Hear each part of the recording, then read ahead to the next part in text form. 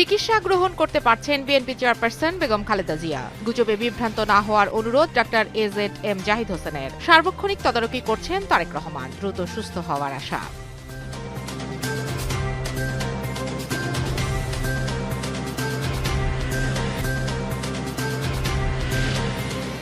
দল বা পরিবার সিদ্ধান্ত নিলে খালেদা জিয়াকে বিদেশ পাঠানোর প্রয়োজনীয় ব্যবস্থা নেবে সরকার। মন্তব্য পররাষ্ট্র উপদেষ্টা মোহাম্মদ তৌহিদ হোসেনের।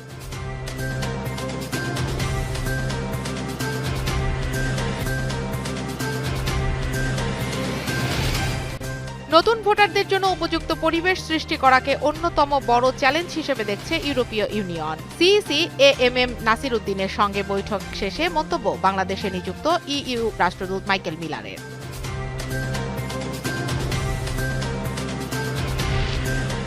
কুষ্টিয়ায় 6 জনকে হত্যা মামলায় হাসানুল হক ইনুর বিরুদ্ধে সাক্ষ্য গ্রহণ পিছিয়ে 7 ডিসেম্বর দিন ধার্য করেছেন ট্রাইব্যুনাল। আন্তর্জাতিক অপরাধ ট্রাইব্যুনাল 2 এ আদেশ দেন।